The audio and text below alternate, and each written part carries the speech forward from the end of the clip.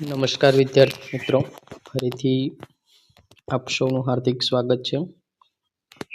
હવે દરેક વિડીયો એ આરોગ્યની જે યોજનાઓ છે તે વિશે આવશે અને આ યોજનાઓ પરીક્ષામાં પૂછાય છે.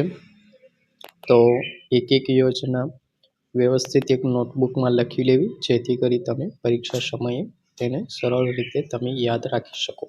તો આજે વાત કરીશું કુમાર રાજરત્ન ભીમરાવ આંબેડકર વૈદ્યકીય સહાય યોજના વિશે.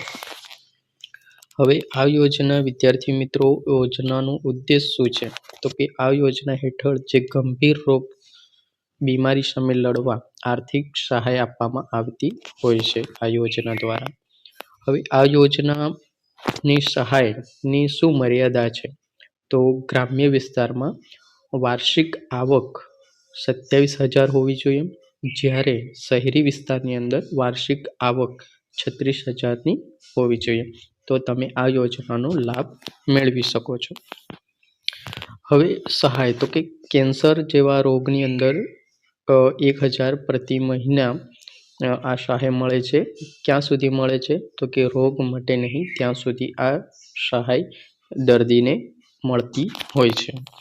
તેવી જ રીતે જોઈએ તો આપણે ટીબી જે રોગ છે, ટ્યુબરક્લોસિસ, જેની સહાય અત્યારે નવી માહિતી મુજબ 1,000 પ્રતિ મહિનો છે અને તે 1 વર્ષ માટે લાભાર્થીને મળવાપાત્ર હોય છે વિદ્યાર્થી મિત્રો.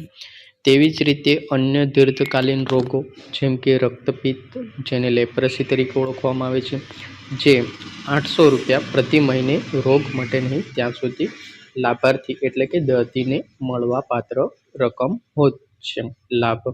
તેવી જ રીતે HIV એડ્સ જે છે રોગ, તે 500 રૂપિયા પ્રતિ મહિને રોગ મટે નહીં ત્યાં સુધી લાભાર્થીને મળતી હોય છે સહાય. પ્રસંગોપાત સહાયની અંદર જે સામાન્ય રોગો છે જે તે 150 રૂપિયા પ્રતિ કેસ દીઠ સહાય મળતી હોય છે, જ્યારે ગંભીર પ્રસ્તુતિ કેસ છે તેમાં 500 રૂપિયા પ્રતિ કેસ દીઠ સહાય આપવામાં આવતી હોય છે. હવે આપણે જોઈએ કે સહાયનું ધોરણ શું છે તેના ઉપર એક નજર કરી લઈએ વિદ્યાર્થી મિત્રો. તો કે કેન્સર જે રોગ છે તેની સહાય 1,000 રૂપિયા છે, જેનો સમયગાળો શું છે તો કે માસિક મળતી હોય છે અને ક્યાં સુધી મળવાપાત્ર હોય છે તો કે રોગ મટે નહીં ત્યાં સુધી લાભાર્થીને આ યોજનાનો લાભ મળતો હોય છે.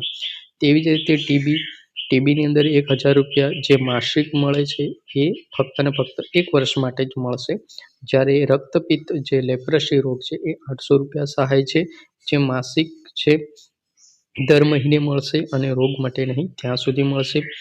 તેમજ HIV છે તે 500 રૂપિયા છે, જે માસિક છે અને એ પણ રોગ મટે નહીં ત્યાં સુધી દર્દીને મળવાપાત્ર રહેશે. ગંભીર પ્રસ્તુતિ છે તેમાં 500 રૂપિયા પ્રતિ કેસ દીઠ મળશે અને સામાન્ય રોગમાં 150 રૂપિયા કેસ દીઠ જે મળવાપાત્ર સહાયનું ધોરણ તમે જો.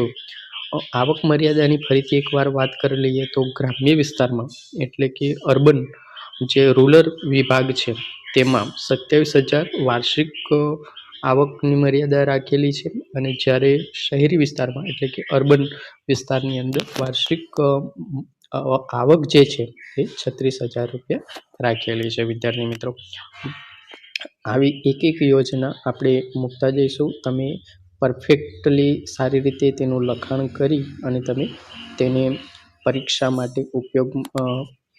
માટે તમને ખૂબ જ ઉપયોગી નીવડશે. ચાલો ફરીથી મળીશું એક નવી યોજના સાથે. ત્યાં સુધી સૌને જય હિન્દ, વંદે માતરમ, જય જોહાર.